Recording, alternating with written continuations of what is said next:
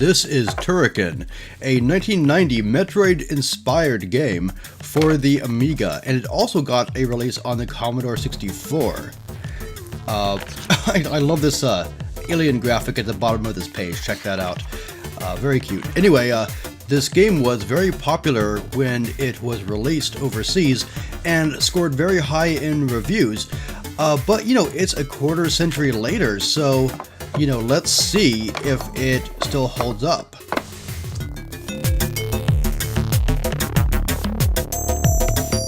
Welcome to Turrican! Whoa, welcome to Turrican! Yeah, it's kind of corny, but, you know, back then, you'd boot up a game like that, and you'd be like, oh my god, my computer's talking to me. This is insane. And I'm not even joking, 1990 was a long time ago. Now, the first thing you might notice, aside from the artwork, which is a ripoff of a Man of War album cover, is the great music by Chris Hülsbeck. And the music is really a selling point for this game. It sounds great and really enhances the game.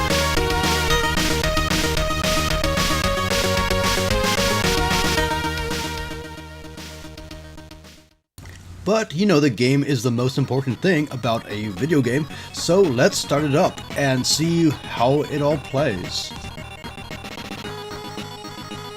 And this is loading off of a floppy right now, so I had to bust out my Amiga 500, my NTSC Amiga for this, because this is an NTSC version of the game, which is a rare version, and I'll get into that later. Okay, so the premise of Turrican is that you're this little dude in a power armor suit, you know, a lot like Metroid again, and you navigate these huge levels, collecting power-ups, collecting gems, 1-ups, finding hidden secrets all over the place, and just trying to get to the end. You have a few different abilities to help you along the way. For example, you don't just have two shots, a spread shot and a laser, but you can also, again like Metroid, roll up into a ball. You can drop bombs, and there's also kind of a smart bomb, you know, like in a shmup, you can unleash. And the first Turrican has these grenades you can launch, and I don't think those ever made a comeback in later entries in the series. There's also a death ray where you can pause and aim this laser in any direction, and this helps give Turrican its unique flow, because a lot of the game you'll be running straight ahead gunning, and you'll stop for a second to kind of unleash that 360-degree laser blast. And this part's a pain. The game is full of these kind of U-turn jumps where you have to jump and steer your guy in midair to not hit your head on the platform above. And to be honest, at PAL speed 50 frames a second, which this game was designed for, that's much less of a pain in the butt than it is on NTSC, which requires even more split-second timing because everything's just running, you know, 10 frames a second faster. Yeah, one notable thing about this particular copy is that it's a North American release, and the game wasn't really that popular. The first one wasn't that popular in North America, and so even when I used to play this on the Amiga at the local Amiga store, I believe we just had a PAL European copy. I've got to say, I don't really care for the bosses in the first Turrican game. They're not really that well patterned, they're not honestly that interesting, except for maybe the fist thing that comes down and tries to hit you. And that's one thing that they really improved in the sequels. Actually, I think they improved a whole lot in the sequels. They also didn't include those U-turn jumps I was complaining about earlier. Turrican 2 also adds more interesting enemy patterns that, you know, are also less glitchy. The enemies in Turrican 1 sometimes can get stuck in walls or go through walls. It's kind of awkward. 2 is a much more solid game, much more interesting design, but I gotta say 1 was the groundbreaker. I mean, in 1990, you really didn't have that many games with huge expansive levels that are multi-scrolling like this, with so many hidden secrets. I mean, you know, even something like the first Metroid is either scrolling purely horizontally or vertically, and actually, the engine in Metroid 1 alternates these two things. The levels in Turrican, they go all over the place. In fact, the only other thing I can really think of from this era is Thexter 1 and 2, and Thexter 2 came out the same year as Turrican 1. And speaking of Thexter, that and Turrican have the same kind of damage system, and some people have a real issue with this, where what happens is that you have an energy bar on the lower right hand side that drains when you're in contact with an enemy. You know, this is as opposed to a game like Castlevania where you get hit by an enemy, you get knocked back, and the enemy takes some fixed number off your hit points. In Turrican, as long as you're in contact with an enemy, your health is draining. So it's not just about not getting hit in the first place, it's about when you're getting hit, get out of there fast.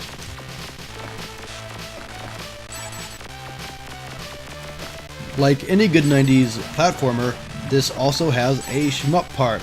Yeah, they were mandatory, I think, in the 90s. You know, your platformer had to have a shoot 'em up part. This one is pretty good, but it's also yet another thing that the sequel really improved upon, though this one does have parallax finally. You know, what's interesting about Turrican 1 is that there's a conspicuous absence of parallax scrolling until you get to this part. What's interesting to me is that the Commodore 64 version had parallax in the underground levels, I believe, but of course, you know, that one didn't have the cool music, so, you know, you win some, you lose some. I've got to say that Turrican 1 does have a good share of clever enemy designs. For instance, there's a wall that if you shoot it, it'll start bouncing back and forth, so sometimes you don't want to shoot that because you know what's going to happen. Other times there are these walls you can shoot through, and as you get close, they start flying at you. It's kind of cool. Yeah, Turrican really comes with the tricks and the traps.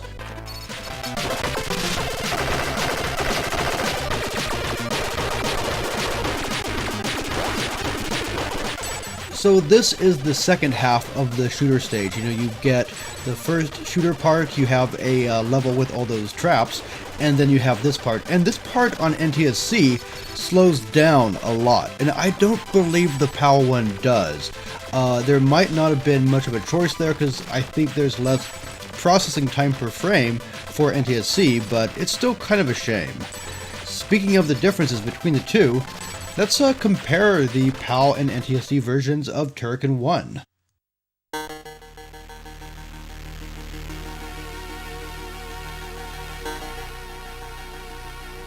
So here you can see that the PAL version has a few more lines of the screen than the NTSC one. You know, the title screen's cut off, and so are the credits at the very bottom. You know, that mirror water effect isn't there.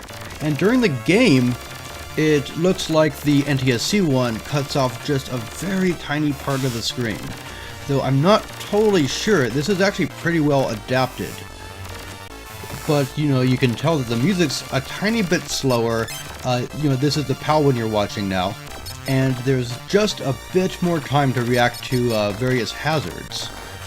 And that's kind of important in Turrican, especially because you know, one big beef I do have with this game is that I don't like how they did the camera, where if you're running right, it doesn't really scroll till you get to the right side of the screen, which leaves a lot of unused space on the left side that they could have used to give you more reaction time.